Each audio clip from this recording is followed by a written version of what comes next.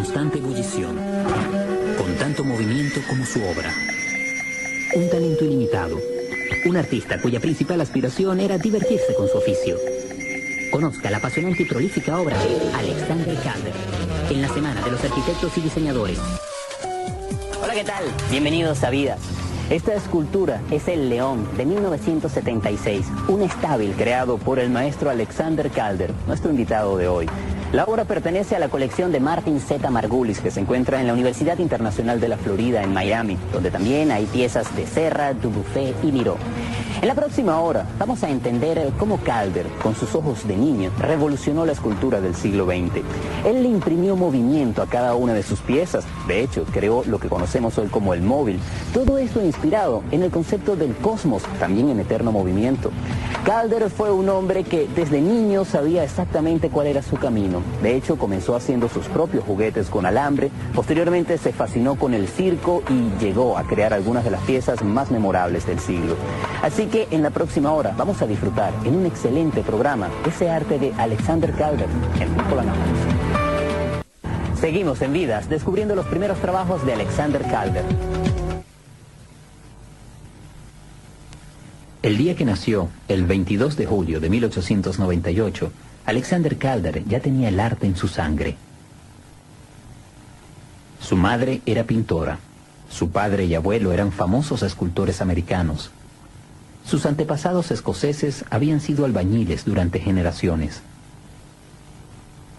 Pero nada en su trabajo predijo lo osadas, lo exuberantes, lo alocadas y bellas que serían las obras de este niño.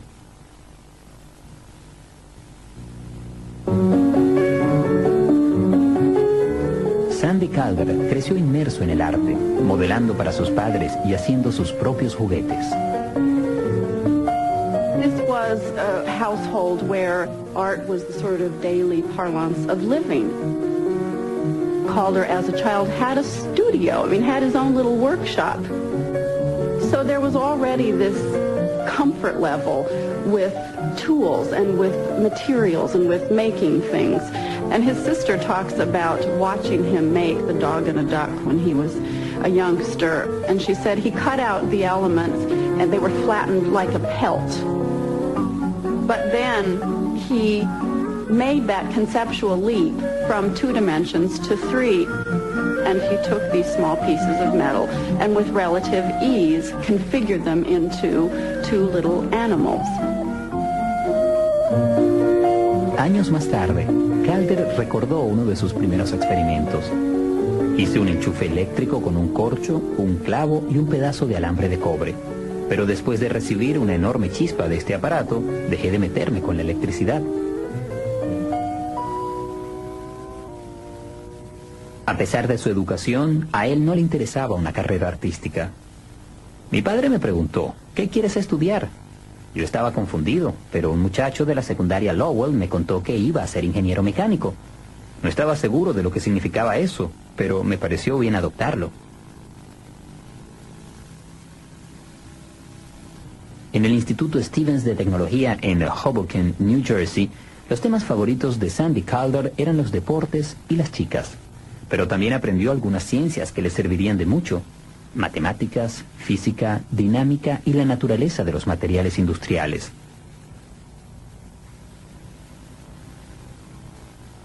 No fue un buen ingeniero. En su primer empleo duró 2 semanas completas. Se dejó crecer un bigote inoportuno y lo despidieron por haraganear en una fábrica de guillotinas. Como agente de seguros, no le gustó la iluminación en su oficina y renunció. Al tratar de vender una de las primeras máquinas de cortar césped, eliminó una hilera perfecta de pepinos.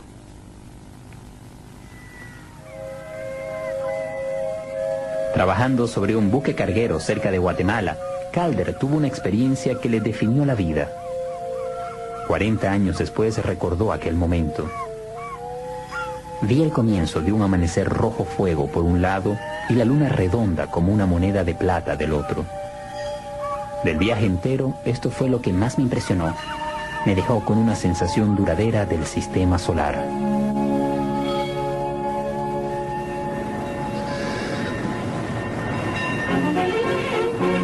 Finalmente no pudo resistir más su vocación. En 1923, a los 25 años, Calder ingresó como estudiante de arte en Nueva York.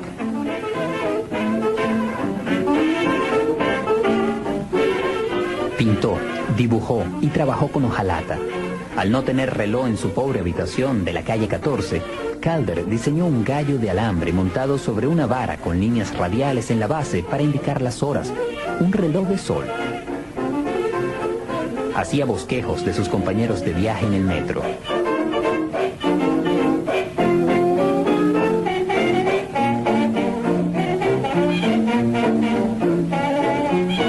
Adoraba pintar los paisajes en las calles, el puerto, los parques de la ciudad. Cobró sus primeros salarios como artista dibujando escenas para la atrevida gaceta National Police de Nueva York.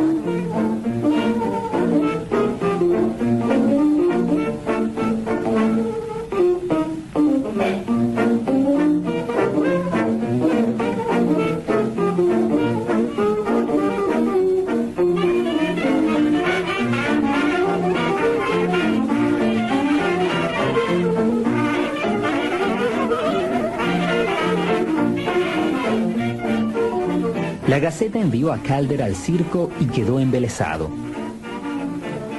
Durante 2 semanas, día y noche, dibujó, dibujó y dibujó.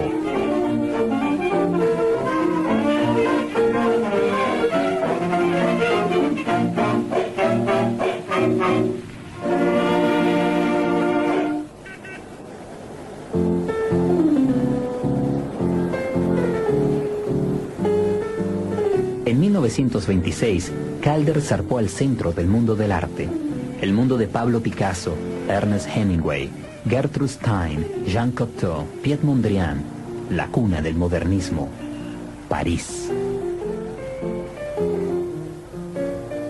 It was the place to be in the 1920s. Virgil Thompson was there, Scott Fitzgerald was there. Anybody who was engaged in the arts was very likely to turn up in Paris and to be able to live quite well and have a good time and to join other people in the same milieu.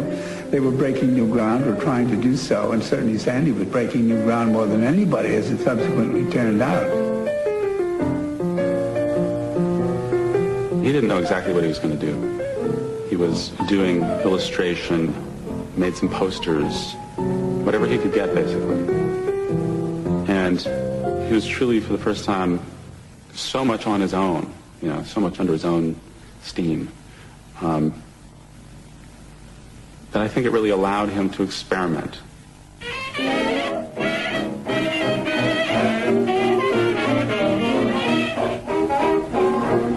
En una pequeña habitación rentada, viviendo de una mensualidad que le pasaban sus padres, Calder se deleitaba con su pasatiempo favorito de la infancia, trabajar con alambre y madera.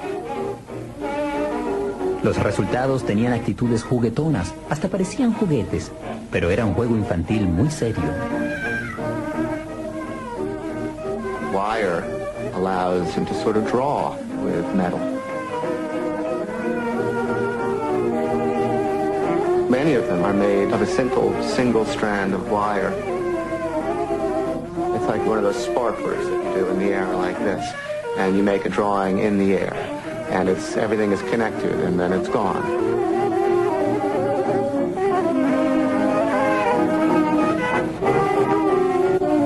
En la orilla izquierda, la bailarina de cabaret de Josephine Baker reunía grandes masas de admiradores. Uno de ellos era Alexander Calder. Él podía crear una figura casi viviente con un trozo de alambre.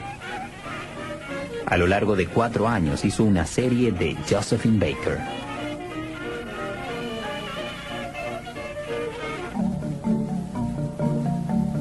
Siempre tenía un rollo de alambre y una pinza en su bolsillo. Cuando iba a una fiesta, le regalaba un retrato de alambre a todos los invitados.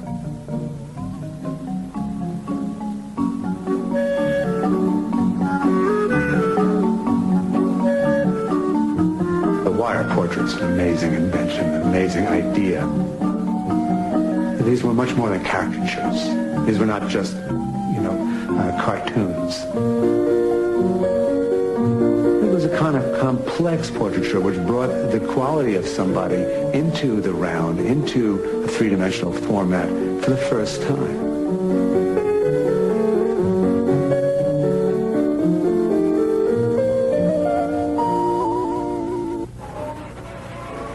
Aún fascinado por el circo, Calder construyó docenas de animales, acróbatas y artefactos mecánicos hasta que hizo un circo en miniatura completo.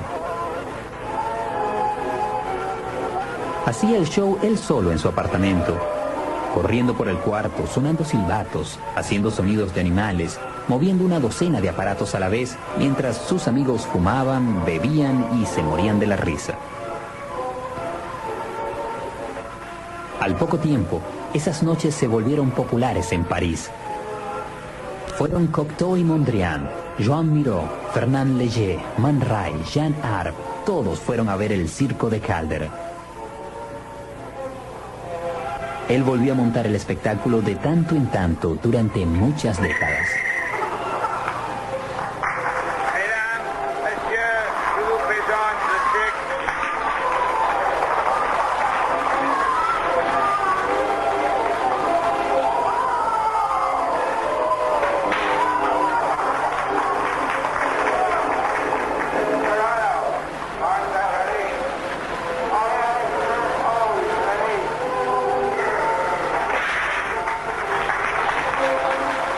I think his circus and the toys and the animals are among his best work. They are absolutely without pretension, without that kind of sweat that sometimes comes into art when the artist is trying to be big and important and ambitious. The circus, you know, was a great symbol for many artists, but many artists also saw in the circus a kind of dark expressionist note. The circus was a place of masks and of unconscious desires. Calder actually liked the circus for being a circus. Well, the circus, he was in his element. See, he was a big kid, big child. He would huff and puff and run around all over the place, making the things work. And his great pleasure was when the kids exclaimed with surprise. That pleased Sandy enormously. It meant really that everybody was believing it.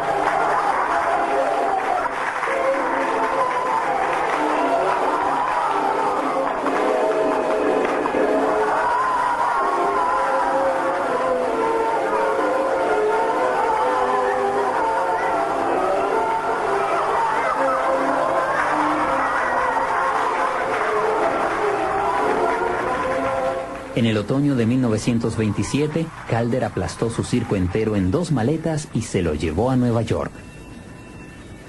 Él podía reconstruir cualquier pieza en minutos.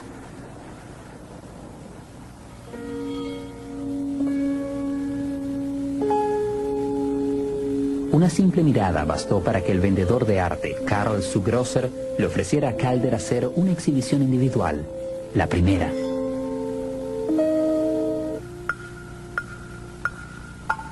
En Greenwich Village rentó un cuarto triangular bizarro, decorado con hoja dorada, y comenzó a tallar madera.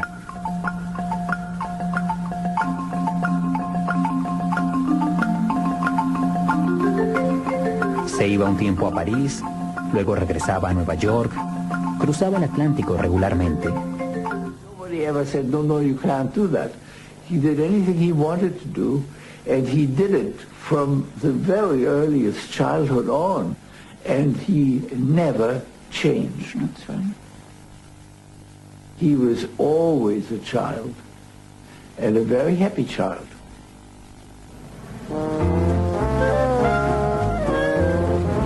Una exposición individual en París era más difícil de conseguir que una en Nueva York.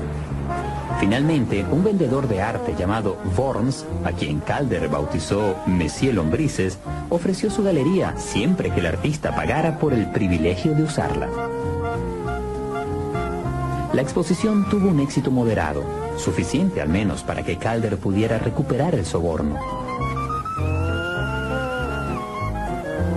Luego de su segunda exhibición europea en Berlín, Los críticos de arte finalmente empezaron a tomar el trabajo de Calder en serio. Las figuras son asombrosas, escribió un crítico. En estas obras de arte, todas las reglas artísticas se han suprimido.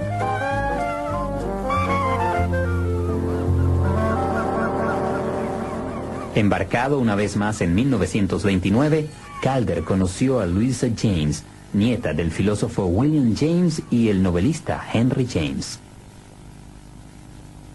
Se enamoraron profundamente.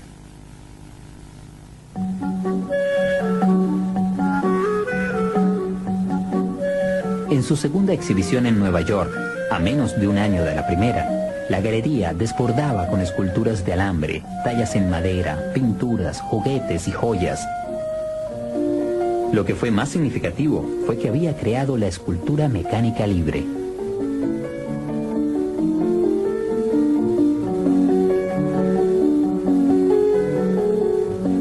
A medida que creció su reputación, la recién fundada Sociedad de Harvard de Arte Contemporáneo lo invitó a mostrar sus esculturas de alambre.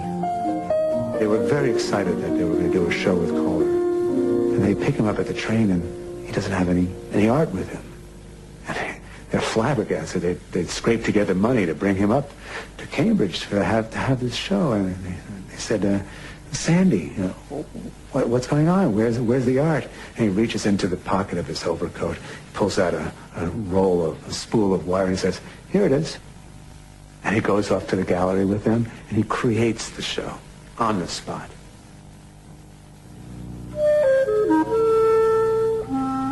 En el otoño de 1930, ya de vuelta en París, Calder visitó el estudio de Piet Mondrian. Era una habitación muy emocionante, recordó Calder. Las paredes estaban cubiertas con rectángulos de cartón de colores. Le sugería a Mondrian que sería divertido hacer que esos rectángulos oscilaran. Y él muy serio me dijo, no es necesario. Mis obras ya son muy veloces. Esa única visita me conmocionó. The visit to Mondrian's studio, in a way, was a kind of dramatic catalyst. The idea of movement was in Calder's mind. It was this kind of marriage of abstraction and movement that somehow Mondrian seemed to provide the stimulus for. And he started making abstract sculpture for the first time.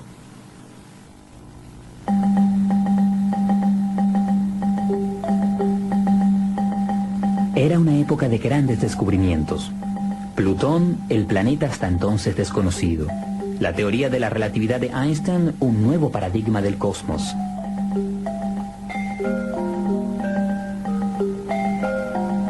Calder, por cierto, utilizó la nueva cosmología y la destacó diciendo: la forma escondida en mi trabajo ha sido el sistema del universo, un modelo bastante amplio.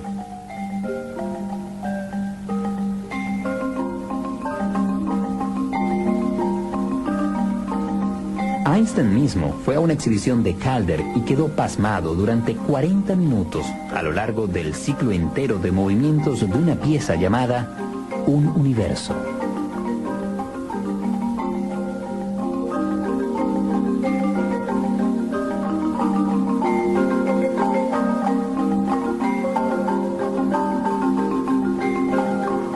Calder's first abstract sculptures, kinetic sculptures, were motorized sculptures. And I think he found them distracting. There is a great deal of repetition. They broke down. One had to repair them. He said at one point, better a good sculpture than a good motor.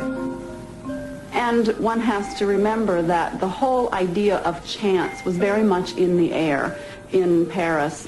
And he eventually came to desire chance and chance movements in the sculptures.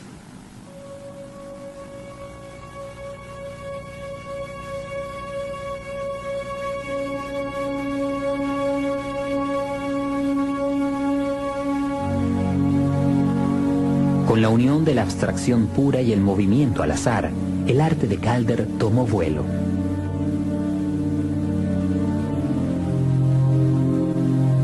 ¿Cómo llamo estas cosas?, Calder le preguntó a su amigo Marcel Duchamp.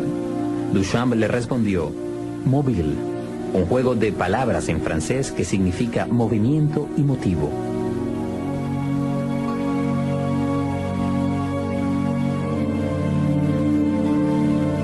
Hasta que Alexander Calder lo inventó, el móvil no existía. Para Jean-Paul Sartre, el móvil simbolizaba la absoluta pureza de la abstracción. Un móvil es un pequeño festejo privado, escribió. Un objeto definido por su movimiento sin otra existencia. Un móvil no sugiere nada. Capta movimientos vivientes auténticos y les da forma. Los móviles carecen de significado. No piensas en nada más que en ellos. Existen. Eso es todo.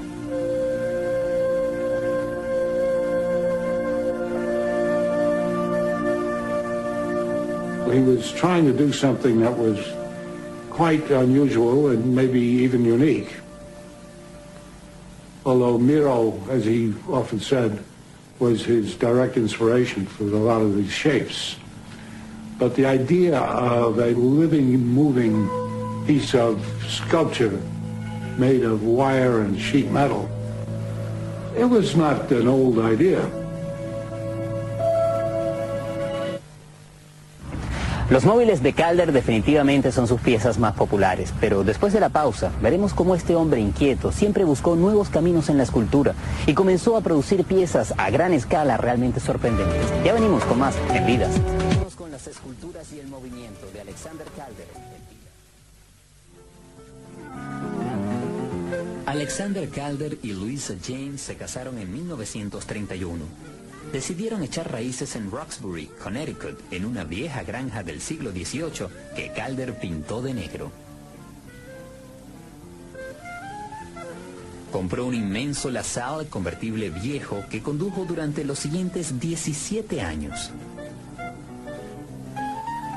Tuvieron 2 hijas, Sandy y Louisa, y los 4 viajaron a menudo a Francia.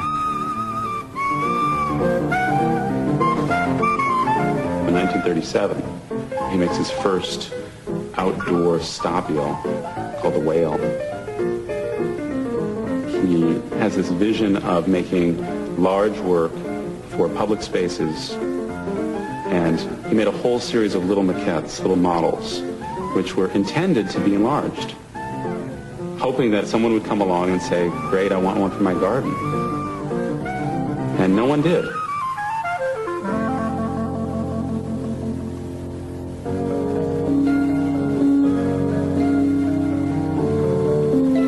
Ese mismo año consiguió su primer encargo público importante. Para el pabellón español en la Feria Mundial de París, Calder creó una fuente en la cual fluía mercurio y no agua.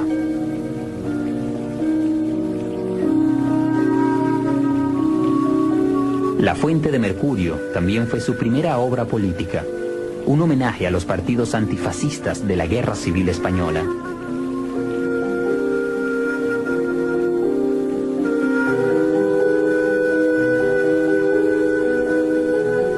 A finales de la década del 30, Calder era famoso en el mundo del arte. Y en 1943, a los 45 años de edad, fue el primer miembro de su generación en ser honrado con una exhibición retrospectiva de su vida en el Museo de Arte Moderno de Nueva York. Pero el mismo Calder se negó a llamar su obra arte. Él llamó sus piezas objetos. Dijo, así un sujeto no puede venir a decir que estas no son esculturas. Me lavo las manos de tener que defenderlas. He was very unwilling to talk about art. I never heard him refer to a critic or anybody's opinion about himself. I never heard him praise stuff either. He was absolutely uninterested in talking about the whole damn thing. Either he did it or he didn't do it. You knew how to do it or you didn't know how to do it. He never talked about art with me. For instance, I used to draw all the time, and I remember one day I showed something I had just finished to my father, and he said, well, what's that? And my mother got indignant, and she said, but one could ask that of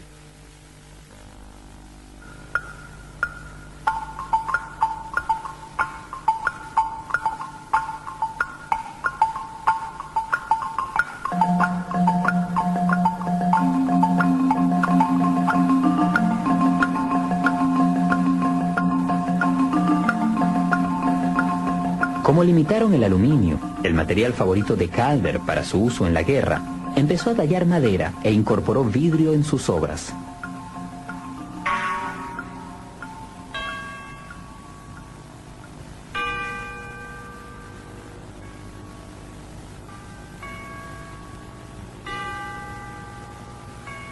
Para ese entonces, la música también fue introducida a su trabajo.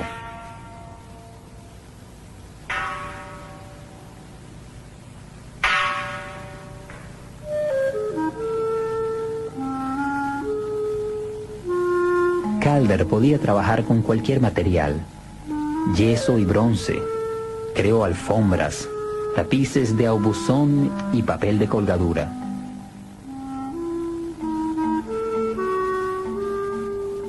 Diseñó escenografías y colaboró con la coreógrafa Martha Graham.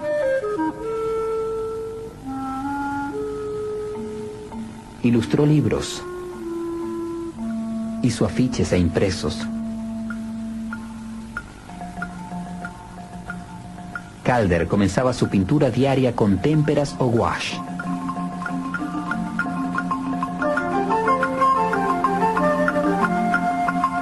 Particularmente le gustaba diseñar joyas para Luisa y sus amigas.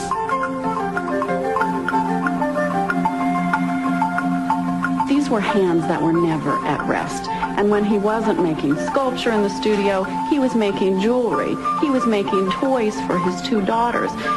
And there was a need in him, I think, to constantly keep those hands working. And they were hands that, by the end of his life, could virtually do anything with the medium he chose.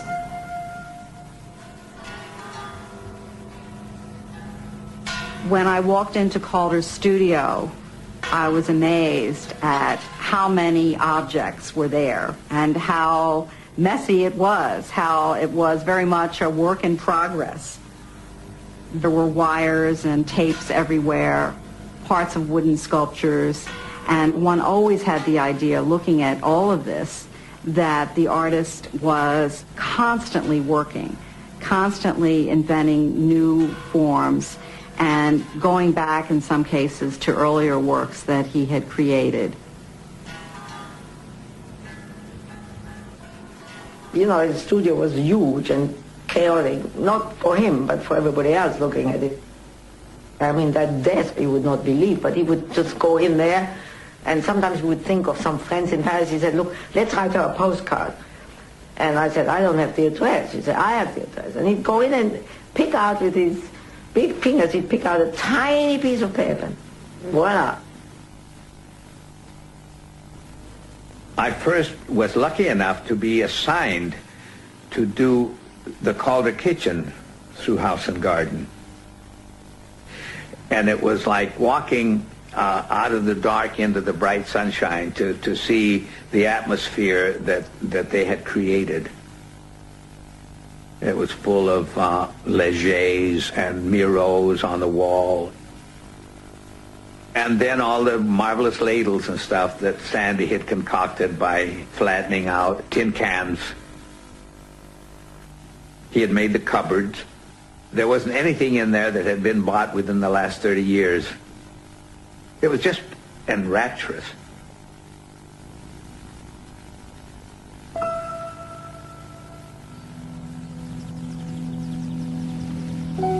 Con casi 50 años, Calder comenzó a realizar su sueño de hacer obras aún más grandes.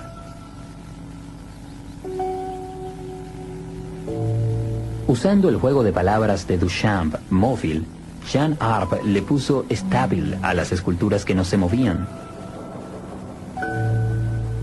Nunca se habían visto semejantes monumentos abstractos hechos de acero con pernos.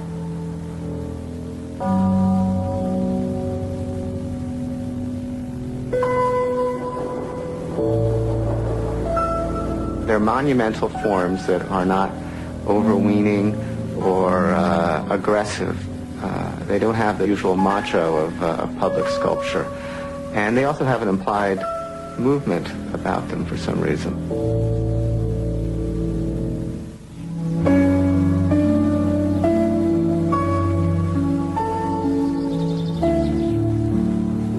Cerca de la aldea francesa Sachet, Calder compró una vieja granja y montó el estudio más grande hasta ese momento. Aquí sus esculturas podían volverse aún más monumentales. Para un auditorio en Caracas, diseñó un inmenso sistema de paneles de 9 metros que flotaban debajo del cielo raso. Su efecto en la acústica fue formidable.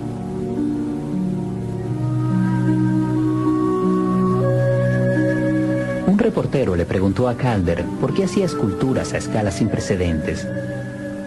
«Es más emocionante», contestó. «Así uno puede creer que es importante».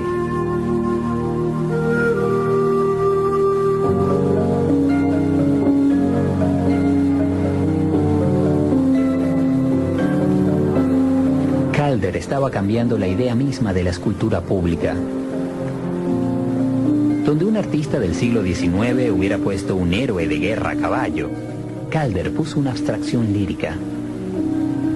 En lugar de ampulosidad y grandeza, su arte evocaba contemplación. En lugar de solemnidad, una sonrisa. The idea of site specificity. Calder invented that. The artist goes to a place, tries to understand the nature of the physical place and the social nature of the space, and then create work in reference to all of those elements. To understand that modern art really is a complex response to not just simple visual facts, but a more complex and deeper understanding of modern life. When I had my opportunity to commission him at MIT, I did so. And he made the great sale, in right on axis, from Charles River all the way into a building that I designed. I think it was close to winter time. He was there making it. And he loved to show it to the students. Students would come by and ask him, what are you doing? And he was very happy explaining to them. And that was, for me, really the reason why that piece was so well liked.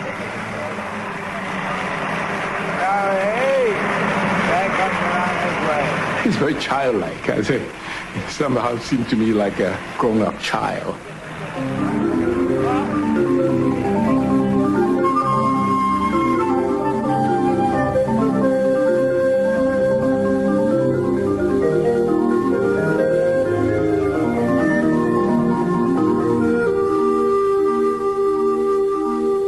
I made the remark, and I don't think it's unfair to say that in a sense what Einstein gave to science in the dimension of time, you've given to art in the dimension of motion. I don't know about that, but what would Einstein say? Well, that's a very interesting point. Well, now, how do you know when you're finished? When it's dinner time.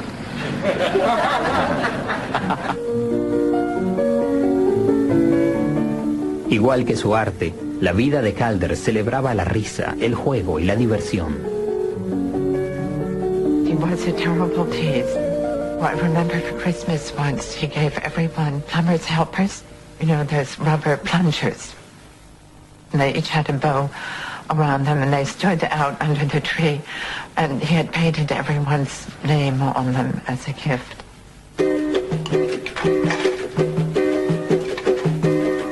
When the Calders came back from Brazil in 1948, they brought with them all these great samba records. Through samba parties, great samba lines, in Roxbury. It was crazy, really crazy times. We had wonderful times. I danced with Sandy. He was one hell of a dancer. He was a very good dancer, but a very rough dancer. You were apt to be thrown on the floor if you weren't careful. I've now discovered really how generous he was. Just how many, literally thousands of works he gave away to his friends, his associates, the guy down the road who cut the field in Connecticut, that kind of thing. Everybody got something. It's really sort of overwhelming.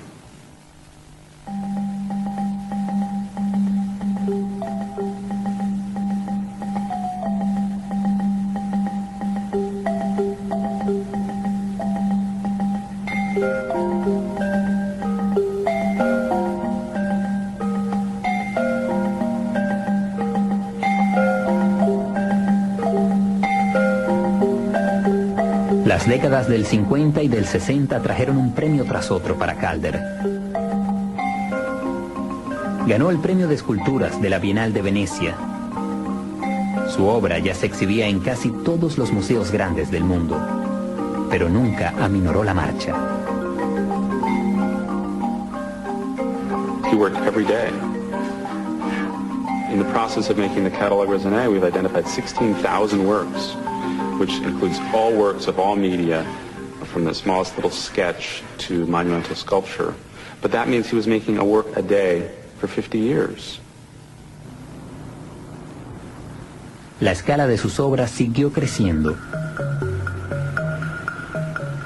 Para el pueblo italiano de Spoleto y su Festival de Arte en 1962 hizo su más grande estábil, Teodalapio, de 18 metros de alto.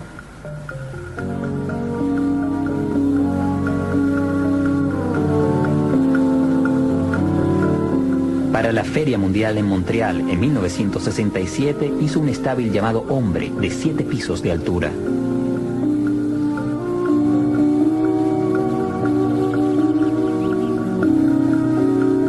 En cierta manera, Alexander Calder había tomado el papel de su padre y su abuelo, autores de grandes estatuas aclamadas por el público.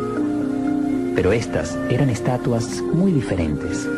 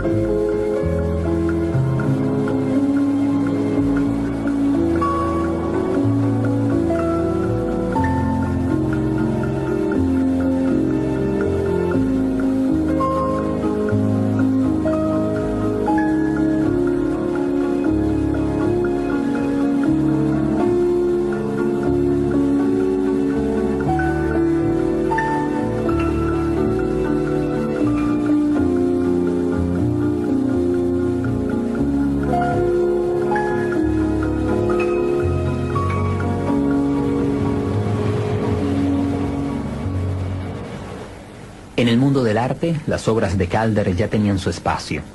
Pero para el público en general, lo abstracto seguía siendo un misterio, y para algunos, hasta una amenaza. En Grand Rapids, Michigan, en 1969, la propuesta de poner una obra gigante de Calder frente a la municipalidad fue recibida tanto con protestas furiosas como con apoyo apasionado. 25 years ago it was very difficult to get this sculpture installed. There was a lot of opposition to the idea of federal funding for a public piece of sculpture. There was a lot of opposition to the money, to the abstract object, the fact that it was going to be red. People said if it was red, it was going to be part of a communist plot. And I had a lot of hate mail, and then there were the obscene phone calls. But I think the most exciting experience was having my front window shot out with a rifle the day of the dedication. And when the county sheriff came, he looked at it and he said, "Oh, ladies, somebody really doesn't like that big red thing."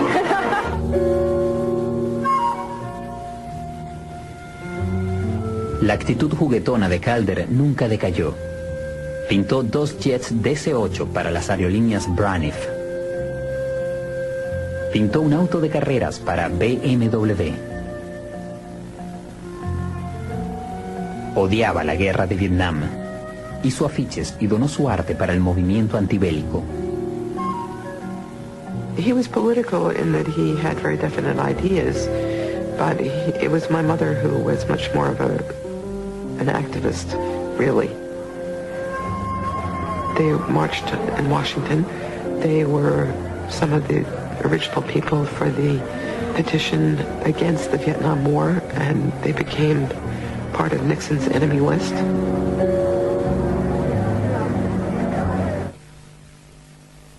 Y realmente con este programa es posible entender el alcance y la innovación que trajo el arte de Calder en la escultura del siglo XX. Con nosotros está Laura Lavernia, ella es estudiante de Historia del Arte y de Antropología en la Universidad Internacional de la Florida, donde tienen este maravilloso Calder. Háblanos, Laura, de esta obra, que creo que es una de las últimas que hizo Calder en vida. Sí, correcto. Fue una de las últimas esculturas que él hizo antes de su muerte en noviembre del año 76. Me llama la atención de esta obra que tiene elementos que son del circo, pero tiene esa parte abstracta, como que reunía sus Exacto, como una simbiosis de su trabajo. Es como una culminación de sus primeras etapas y de sus últimas etapas. Se llama El León. ¿De qué está hecha? Está hecha de acero y eso le da un volumen excelente y le da una sensación de que se pudiera levantar. Le da una sensación de no tener peso. ¿Qué es lo que te gusta a ti del trabajo de él? Me gusta cómo se interrelaciona con el ambiente a su alrededor. Vamos a hacer una pausa y ya regresamos con más de este especial dedicado a Alexander Calder, el People and Arts.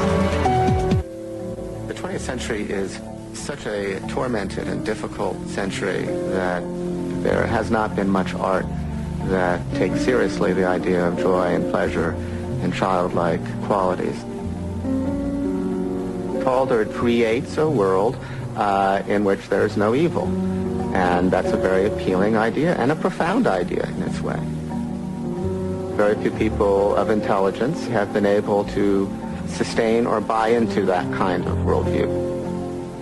Calder is one of the very few who does so without seeming corny or sentimental.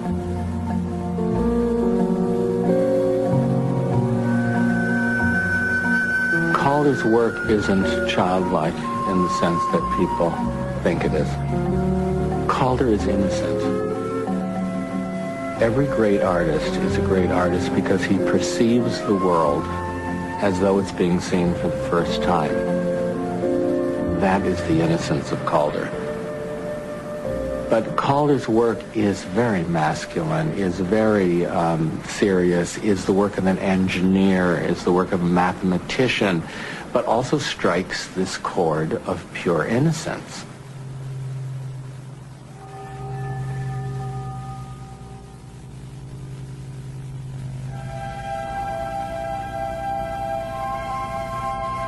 En Roma, Calder realizó un sueño de toda su vida, un ballet en el que todos los bailarines, de hecho el baile en sí, era una escultura Calder en movimiento.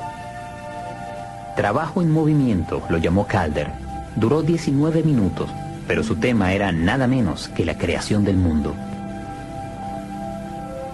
Desde los comienzos de la vida en la Tierra, el arribo del hombre, la civilización y la guerra.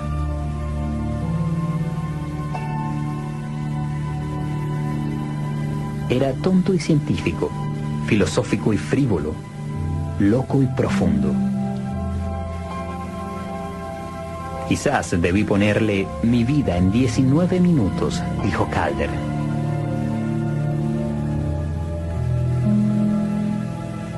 El 20 de octubre de 1976, el Museo Whitney abrió una exhibición de las obras de Calder en toda su asombrosa variedad y unidad.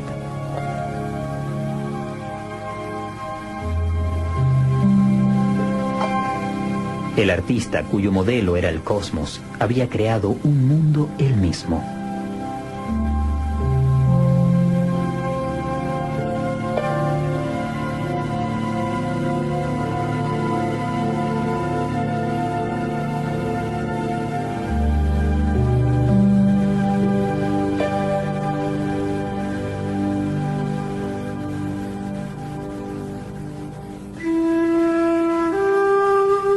Tres semanas después de la inauguración, el 11 de noviembre, a los 78 años, Alexander Calder murió.